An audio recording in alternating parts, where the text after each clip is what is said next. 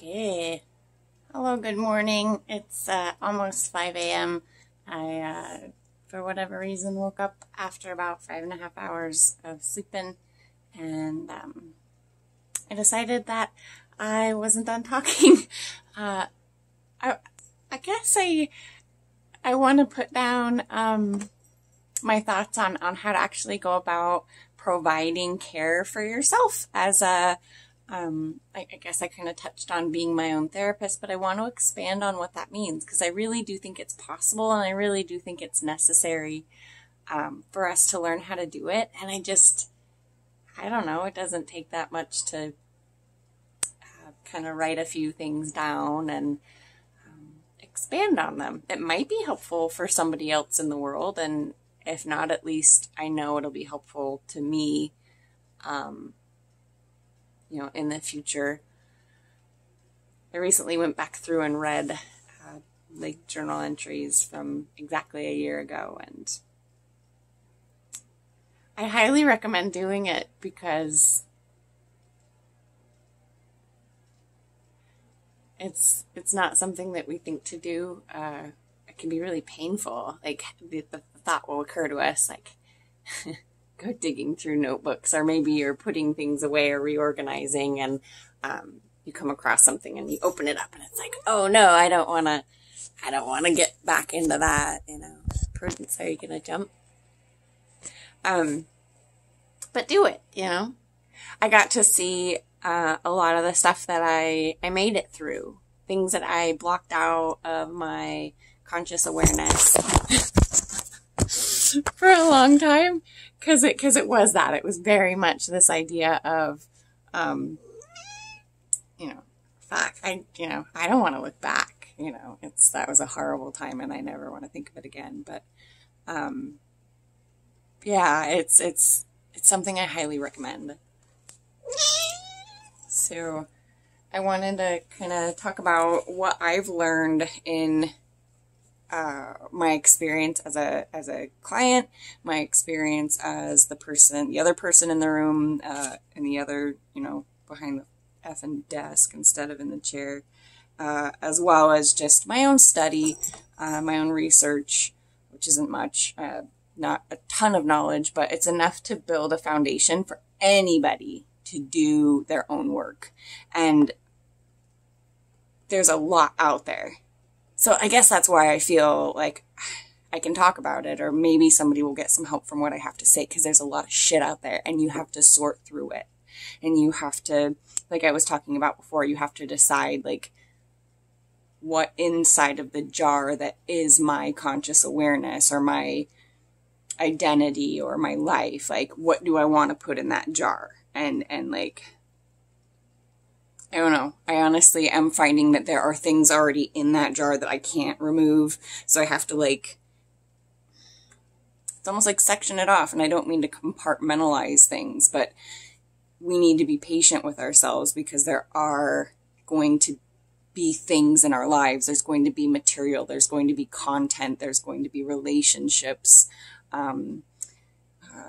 professional dynamics, social dynamics within our worlds that, we recognize that they're a problem within us, but we don't currently have the capacity to take them out of us and process them and integrate them. Some people will talk about transmutation or alchemy of the heart. They'll talk about taking these things. Okay, we can't take them out. Can we change them into something else? And that's what we talk about when people talk about integration. We're talking about taking those things that are in that jar that we're aware that we don't want them. We don't want that as part of us. And some people will talk about it as a shadow aspect of our personality or something like that. It's these things that we don't know how to take out. We don't want them, but they're there and we're stuck with them essentially. And the only way to not be stuck with them is to turn them into something else, because they're always going to be there. And there is a sort of idea that I stumbled on around last year that says that within our shadow, people cringe when they hear that word, but within that material, within that jar of stuff that we don't want to have in there, but we can't just blink it out, there are actually a lot of gifts and a lot of talents, a lot of really beautiful stuff that you can't get rid of them because you're not supposed to, because they're core. Okay. So when I hear people say, you know, hey, have you ever thought about talking to someone about this stuff, or just getting it off your chest, just unloading? I just want to take their face and shake it, because I don't need you to shrug me off. Like, if you're not having an okay time listening to me do what you call vent, what I call processing, you know, and you can't handle it, so you are being defensive and saying, you know, like, get away from me, go talk to a professional, I can't help you. That's so mean. If you're being triggered by what somebody is saying, tell them that. Like, take ownership for why you can't be there. It makes so much more sense to the person receiving that information. Because so often I have gone to therapy, I've gone to therapists, I've run to, you know, like 3 or 4 people will say a nice thing about one person, and my heart's set on, like, this person can help me. And it doesn't happen. And then it's like, oh, I'm this fucking victim. I'm a victim, and, you know, everybody sucks. And everybody does, I mean, like, everybody does suck, but that includes you. Everybody doesn't suck, that includes you. So I guess what I'm saying is, like, it's a setup to go pay for care, especially when it's mental health, because this person, you're paying this person to be apathetic. You're paying this person to not be involved with your life, to make it really be an objective, like, outsider, not so biased, right? But that's impossible. It's impossible. I don't care what the professional standards are of these people. You can't do that. You can't offer care and be apathetic and be removed and not have a bias. You're not a bot. You're never going to be a bot. And there are reasons why people go into this, I mean, it's a hobby or or like a thing that they do on the side when they're AA sponsors, or you know, these crisis line workers, and a lot of mental health therapists get into this for a reason. Like, nobody just goes into it because it's, like, easier than gynecology. I don't. So what I've learned regarding psychology and psychiatry, the things that are core, that stick with me, that are like the foundational things that anybody can get, anybody, you know, can use to help be their own therapist. So most of what I know comes from a trauma-informed care perspective. So and there are subcategories within that. So I'm just going to stay really focused on what I have gleaned from 17 years. So trauma-informed, to me, the vein of that I follow is needs-based. So, crap, that was the one thing I didn't remember to draw myself a diagram of. So needs-based, when we talk about needs, the thing that pops into my head is Maslow's hierarchy of needs. And it's this wonderful pyramid with a big, broad base. And then it's got, I can't remember, I think they've broken it down since, I think there were like 4 or 5 main things. And the one at the bottom, gosh, this is why I needed the diagram. The one at the bottom, I believe, is like inner, like, safety and security. Like, well, the core ones at the bottom are inner security and safety and physical shelter needs met. Like, those are that's your foundation. Every person has this, and every person, no matter how unique and wonderful and varied we are and diverse we are, all human beings, and more or less when we broaden that, all living things need this sense of security, and it's twofold.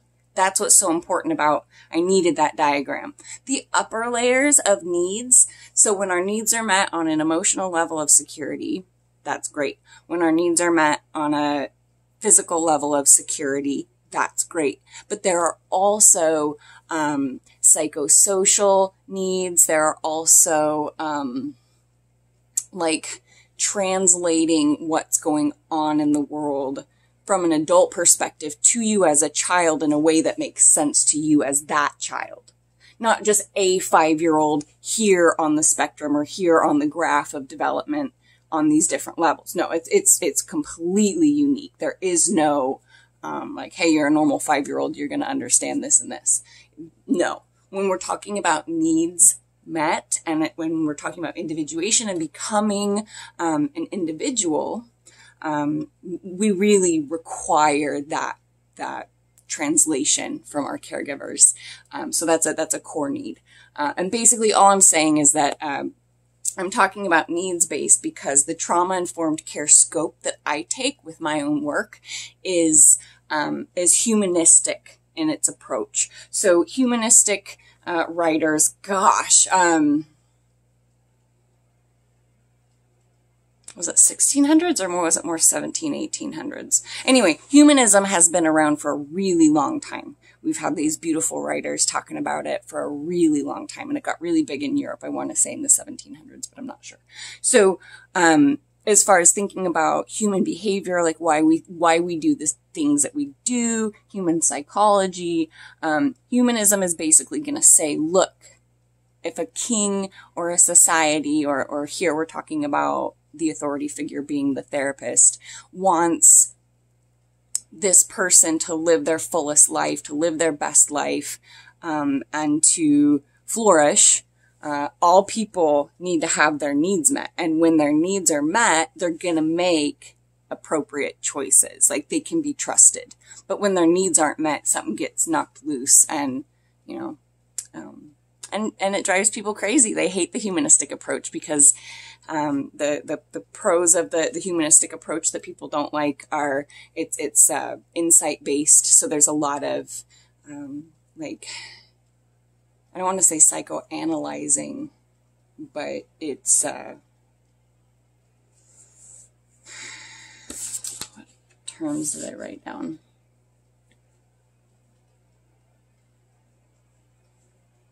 So I mean the pros that people aren't going to like about the humanistic approach is that it takes a really long time.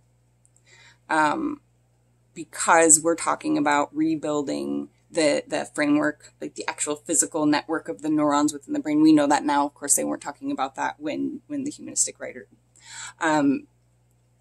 So we know now how, I mean, we don't know, but like we have a little bit more of an idea of how neuroplasticity works and how there's actually a very real physical process of like rerouting. It's not like reprogramming. It's not like deconditioning. It's like you're physically rerouting the neurons, because the neurons that fire together will wire together. So this humanistic approach for changing behavior or sort of making changes in your life, whether it's behavioral, whether it's inner relationship dynamics, in order to get to those positive changes, we first have to reinforce, we have to establish, reinforce, and move into a place where we trust that we are in a place of safety and security, that, you know, our needs are met, that they will be met. Like, okay, it takes a long time. So the other side of that spectrum that I wanted to talk about, because if we're going to talk about humanism, I also want to talk about behavioralism, which is something that is very much relative, newer than humanism. It's 70s, 80s kind of was when it was really, I guess that's just what I'm reading is when it popped up. Behaviorism, is it behavioralism? It's behavioral modification therapy. So it's like Schick Shadel is going to be a behaviorism approach. So it's very focused. There's really no insight involved. And I've had therapists really do this in a way that was very sneaky and very much, when I worked in a facility where I was getting exposure to what it's like being in the industry, I was exposed to this tactic that therapists will use to gauge like where their client is with their like personality disorders, blah, blah, blah, where they are with their social functioning when it comes to like approaching authority or asking for help or being told to wait. So they'll purposely ignore a client or just do things that it would be really easy to gaslight this client and say, like, why would you think that? That's all in your head. I'm not ignoring you, but you are. So it's this really toxic kind of mind warp that you're being set up to fail so that they can then lay it out and say, you know, and sometimes they never lay it out. Sometimes it's just this really sneaky, nasty dynamic that you're paying for. Like, you want this person to manipulate and change and do your brain. So yeah, I mean, people that are into the behaviorism approach, these sort of behavior modification, you want somebody to manipulate you and change you and make you into something else. And a lot of people are really into that. The pros of that is that it does sort of expand on this idea of neuroplasticity. So that's why we see that it's, you know, it's later, it's newer. So it does talk about, like, hey, we can change the brain. We can change the biofeedback. Like, we can have a say in this. And it's much faster than you would really see with a lot of the humanistic approaches. But the thing about it, and the reason I wanted to talk about these two very different approaches, is that, you know, and you'll see this a lot if you start studying mental health, there's these things exist on spectrums. So we're talking about, like, philosophies of care spectrum. We have behaviorism, which is behavior modification. It's very sharp, very focused. It is not insight-based at all. So we're talking about dog training here. And then we have humanism, or breaking horses. I love to talk about that one. It makes people sick. And then we have humanism, which is going to be this very, like, tree hugger, hippie approach, you know, like, don't let your baby cry in the bed, blah, whatever. People hate it. And I don't get it. But it takes a lot longer. The thing about it, though, is that both of them will have adverse reactions depending on the patient, depending on the patient's upbringing, depending on so many factors. So both of these kind of suck for a lot of people because they're extremes. I hope I'm getting that through. Whenever you're too far on this side or this side, like, you start getting poorer results. And that's what I've learned in my own work through therapy, is that we really have to find this. I had a therapist once call it, like, a window of tolerance. Like, we're hyper activated, we're hyper vigilant, we're freaking out, we're anxious, we're in panic, we're pissed off. But there's also this, like, catatonic low energy. I wish I could die because just laying here and sleeping is taking too much of me. So this window of tolerance is, like, right in the middle, where, like, it's not too intense and it's not too fucking depressed. And it sounds kind of lame, but it's actually, like, the other way to look at it is, like, Buddhism talks about it as, like, walking the middle path. So my approach is trauma informed, and for me, what that means is it's needs based. And then it's I've also done more talk therapy than behaviorism kinds of therapy. Although there has been some dabbling with EMDR, which is eye movement desensitization and reprocessing.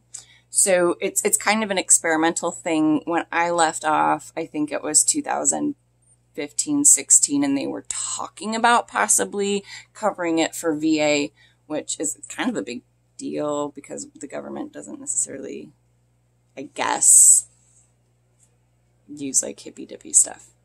But when you think about it, EMDR is really, it's a behaviorism tactic. It's, they're rehashing your trauma with you in a hyper conscious state, or they try to get you into a more conscious state. So it's not exactly, hypnotization. It's not hypnotherapy, but it's definitely trying to get your mind into a different way of functioning so that you can relive or re-talk about, or, possibly this other person can help you reframe and translate what happened. But it is this like quick fix that they're trying to go for. So I didn't like it. It didn't work at all for me. I actually couldn't recover traumatic memories. Like the ones that are traumatic that I can talk about are not the ones that needed to be worked on. So there's a lot of overlap when it comes to diagnoses and all these different philosophies. So we have mood disorders, and that's a spectrum that includes like depression is one end of the spectrum. Even if you have unipolar depression where you're just fucking depressed all the time, that's a mood disorder. And then you have things like bipolar 1 and 2, schizophrenia, things that will have an element of like the opposite of depression. So we have like a manic element. And with things like bipolar, where you have both elements at once, you have a fluctuation between the two. Sometimes you can live here for a really long time in the middle without a fluctuation, whether you're medicated or not. It's just the way the chemistry in the brain is different. And so we have like mood disorders, and then we have personality disorders. We have social disorders, which kind of fall into that personality disorder category. Anxiety disorders seem to be a thing in their own. I mean, the DSM probably says, the Diagnostic Manual Statistics, they use it in Western medicine to diagnose mental health problems. The DSM would probably lump it in with something, but to me, it stands on its own. It's not a mood disorder. It's not a mood thing. It's like a stress disorder, like a stress disorder can really be just depression, and anxiety and depression are related. So there's all this overlap.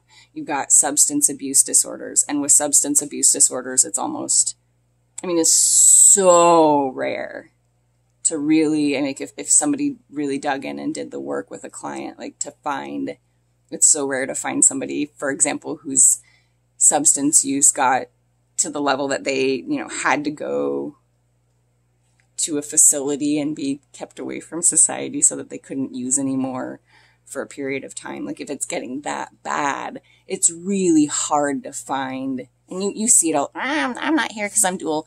That's bullshit. Like if substance abuse is a mental health problem, and there's so much overlap when it comes to mental health, that you don't really have a substance abuse without a personality disorder or an anxiety disorder or a mood disorder or trauma. And those are all these overlapping categories. So you can't put all your eggs in one diagnostic basket, because you're going to find there's obsessive compulsive disorder that looks a lot like mixed mania, sort of like a funny bipolar episode that'll kind of like this OCD will come and go. You can have like cyclothymia, or like bipolar light, I think, as Stephen Fry calls it, or dysthymia, that will be episodic. So it's definitely depression, and it's definitely not mania or hypomania, but you have these fluctuations, right? ADHD can look a lot like OCD and anxiety together. You have like a bipolar person who has bipolar 2, and they're kind of hypomanic, and people are just like, wow, this happens to you quite a bit. Or maybe it's situational. Maybe that weird mania is triggered by social anxiety, and then you can't focus and you're so anxious, and people think that it's ADHD. There's so much overlap, and things can look like other things. But what I wanted to also talk about is, like, you can't put your eggs all in one diagnostic basket. So what we have are all these different things that it could be. And then once you start reading about all the different things that it could be, these categories are like an umbrella that like, okay, you have all these symptoms and it could be all these different disorders. Well, under this one big, huge umbrella that contains all this shit is like one stick. And it's CBT and it's DBT. That's been my experience. You have people that will still go the psychoanalysis route from the 60s or whatever. Talk about Freud. God, I hope they're not still doing that. I was 15 years old. We were still talking about Jung. So CBT, cognitive behavioral therapy, is that talk therapy that, so it was pioneered by a doctor of psychology named Aaron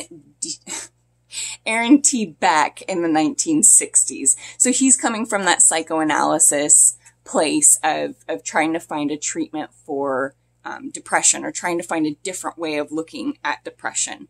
And instead of all these like Freudian weird, like, he's trying to come up with a new approach. And what he came up with CBT, one of the things that he found that's really interesting with these severely depressed patients is that they have something that we didn't really, I think Jung talked about it a little bit, but I mean, like by then he was insane. He was writing Red Book. So, which I love, everybody. Everybody has these sort of automatic thinking, this automatic thinking that happens. So people will associate that with OCD, they'll associate that with PTSD, a lot of trauma, a lot of intrusive thinking. Depression, there's intrusive thought, there's cyclical thinking, rumination, things like that. So these are things that we're talking about now, but thank you, Dr. Beck, he started talking about these automatic thoughts. And with CBT, in my experience, and you can do your own research, it's cognitive behavioral therapy, pioneered by Dr. Aaron T. Beck in the 1960s. What I have found is the approach really has to do with challenging those thoughts and identifying them to begin with, because a lot of us go through life in complete denial, to the fact that we even have certain beliefs, or that we even have certain patterns. We're just not even aware of them. We're totally unconscious of them.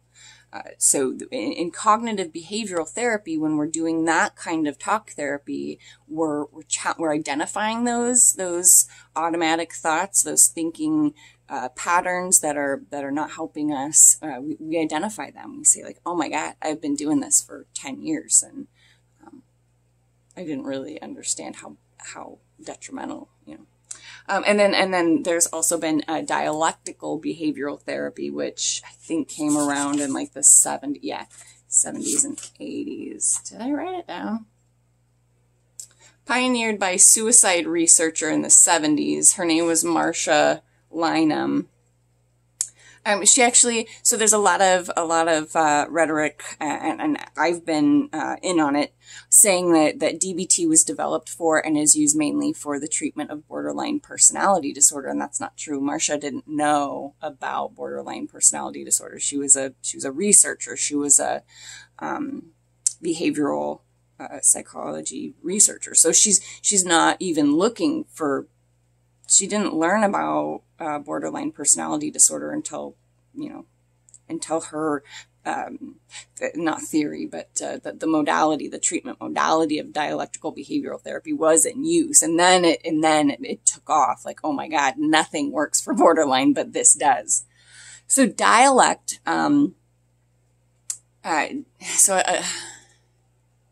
when we talk about like breaking words down to get to their meaning, when we're talking about a dialect, we're talking about a different version of the same language. So dialectical behavioral therapy is like holding two things. This is what's going on. This is, also what's going on. Can I reframe this? It's the same situation, but can I reframe it or say it using different language, thoughts, judgments? Like, can I hold true conflicting things? Can there be like a paradigm within me that like, this is really uncomfortable, but it's okay? And DBT can tend to verge more into behaviorism, in my opinion, because a lot of DBT techniques will have to do with forcing an autonomic response to stop. So it's manipulating your behavior, and it's important, right? If you're able to just pinch that panic attack off, or that drug craving, or that problematic behavior impulse, if you're able to catch that and cut it off and like put something cold on your vagus nerve, or force yourself to slow your breathing, and you can just pinch it off and stop it and go back to work. I understand that that's really good for, you know, whatever store you're working for, or whatever group of CEOs you're sitting with. But the problem with stuff like that is that they say that you're stopping a bad pattern from continuing. And that's, I mean, that's my issue with it, is just that there's not like a good or bad. When we talk about personality disorders, they're defined as maladaptive personality. So they're maladaptive personality characteristics, mannerisms, our behaviors, the way we frame things. They're maladaptive. So they've adapted as we've grown and developed, but they're harmful. They're not helpful. Malware, maladaptive. Like, we've adapted these to be helpful, but they're not helpful. So kind of bringing back to DBT. So like CBT, we're challenging these things, right? But when we start like stopping our body's autonomic response to this, it's usually in one form or another.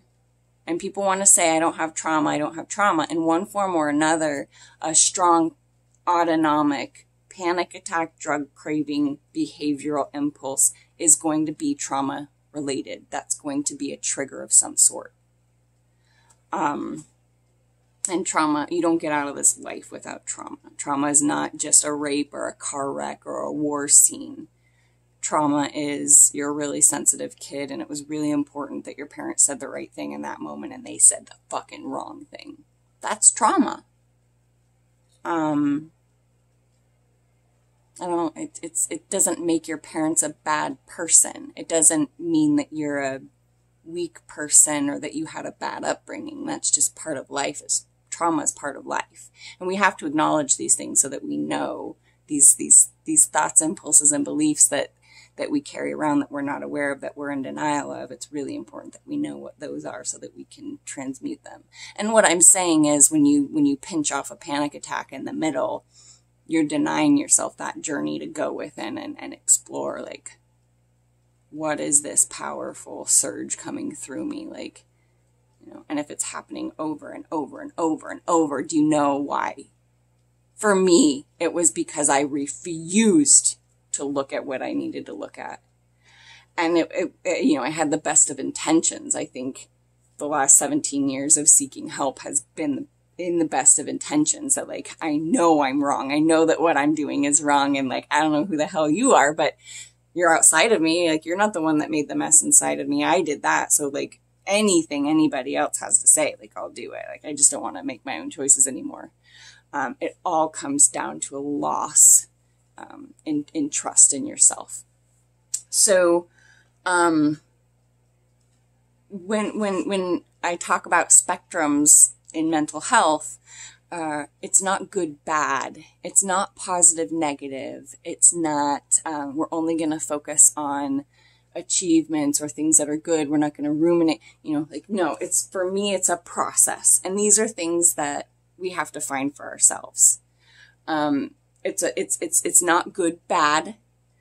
For me, a spectrum of mental health or wellness is going to be on the darker, heavier side of things. It's going to be a lack mentality, a victim mentality. In what way am I the victim in this situation? Or in what way am I powerless to XYZ?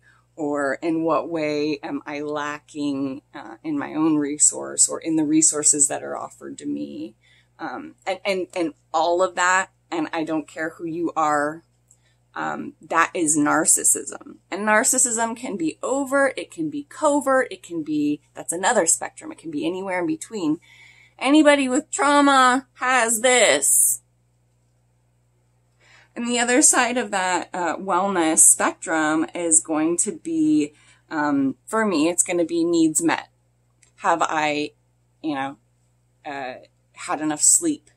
Did I drink enough water in the last 24 hours? Did I eat enough calories in the last 24 hours? Have I been overextending myself? Have I been isolating to some extreme?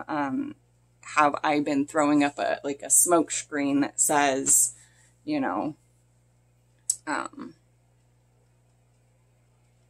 nobody understands me. I'm not even going to reach out. And, when it's so bad that you have a lack mentality and your own inner resource is so bad, you're so worthless that other people couldn't possibly, have anything to offer you, that lack is built in at that point. You can project it out onto people all you want, but that kind of narcissism, you're never gonna feel like your needs are met on any level. So those are the opposites on the spectrum of wellness for me. When you don't have what you need, of course you're miserable. The thing is, in my therapy and the work that I'm doing, what I need to figure out is, are my needs not met, or am I perceiving that my needs are not met? And that's where my own brand of narcissism gets actually fluffed and sort of, the fire gets stoked by things like AA and a lot of therapy, is that okay, we're holding space for my powerlessness, why I'm a victim, why I'm a victim of this, they call it a disease, which is hilarious. So it's this really nice little huddle corner for people that have a really built-in sort of lack mentality. I am powerless. I have to have, this outside or different source. It's a really bad thing to think that you're one with God or that you're co-creating with God. It's really important that that you're not God. That's the foundation for healing for a lot of these groups and these people. And that's that's why people are so quick to accept, if you put a price tag on it and assign me with a billing ID, yeah, I'll accept your help. I'll do whatever the hell you say. But when it really comes down to it, the individual, so I'm the only one who's going to know what my needs really are. And I can stamp my feet and call everybody stupid all I want, but at the end of the day, some nurse practitioner in a podunk town told me that I had bipolar disorder when I was 22 or 23 and gave me some heavy meds.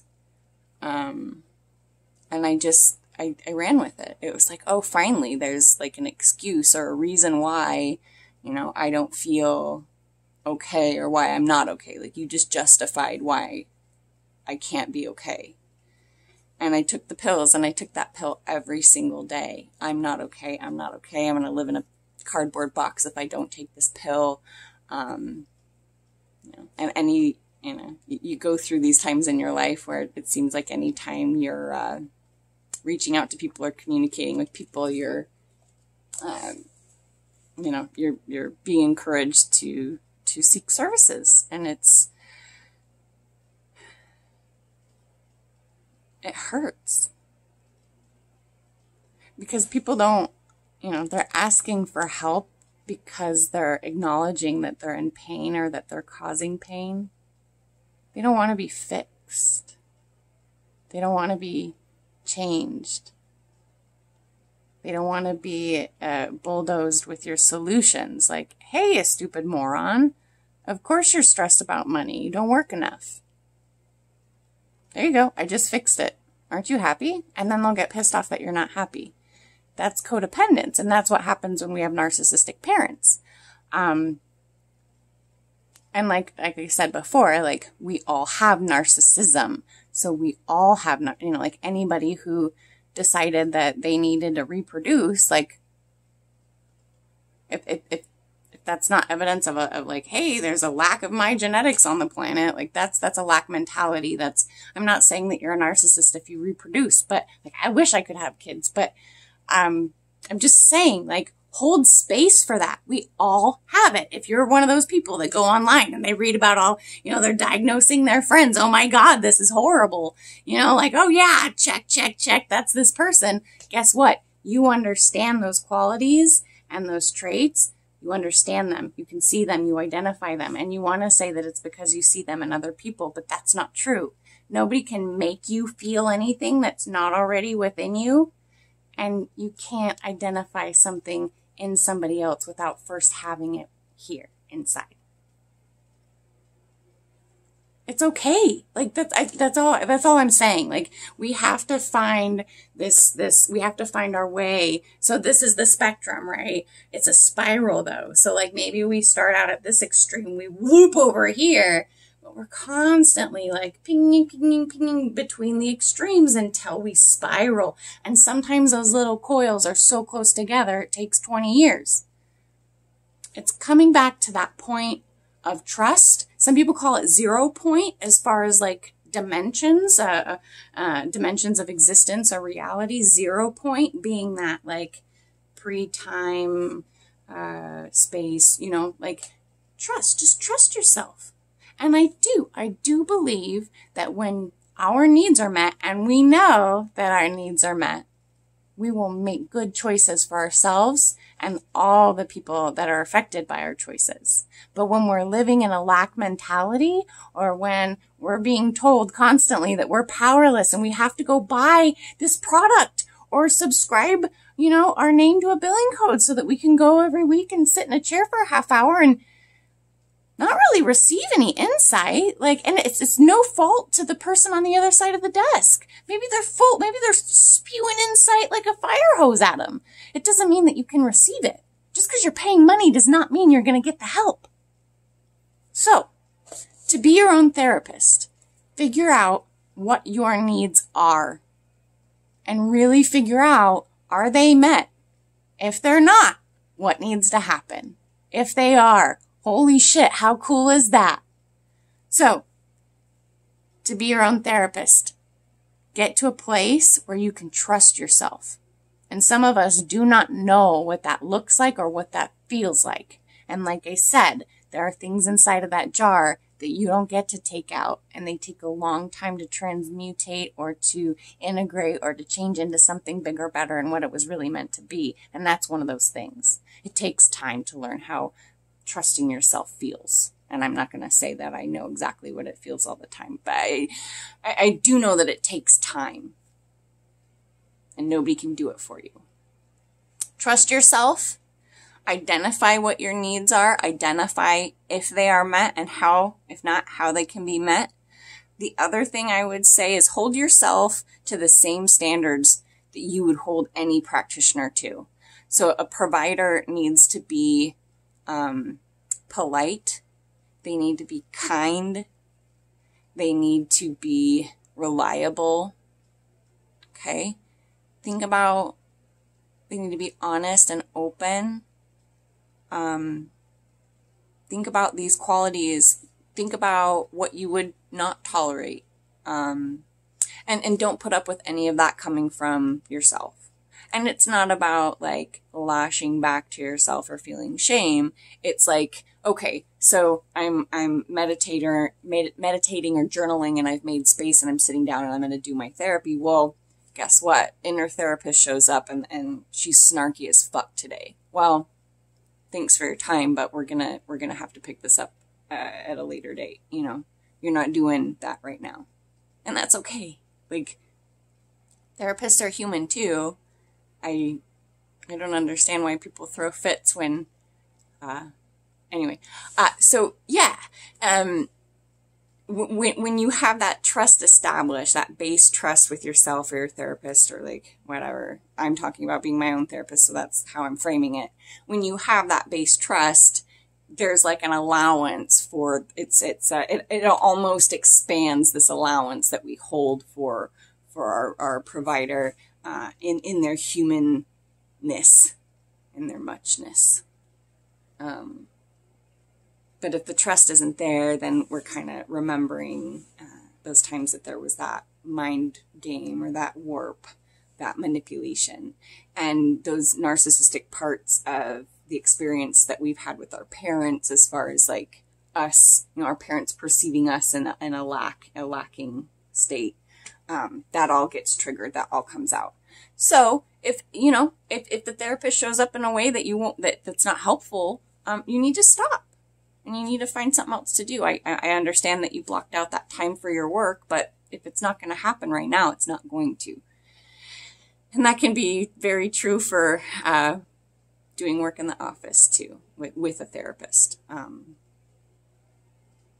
It's all about trusting yourself, standing up for yourself.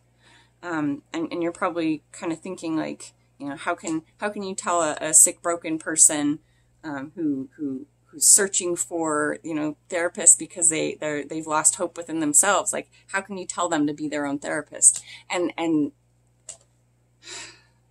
I guess I hope that you don't have to go through what I went through. I hope that this can be liberating for you and empowering for you, because I was one of those, I was somebody who would say like, I don't know what I don't know. I'm the sick one, how can you expect me? And all I can say is that kind of thinking is not necessary. And it's really harmful, because there is no person on the face of this earth. There's no DSM. There's no manual. There's no book that can diagnose what you are.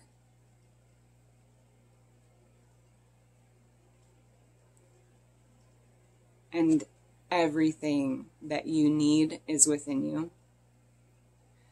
And just because you're paying for something doesn't mean that you're getting it. So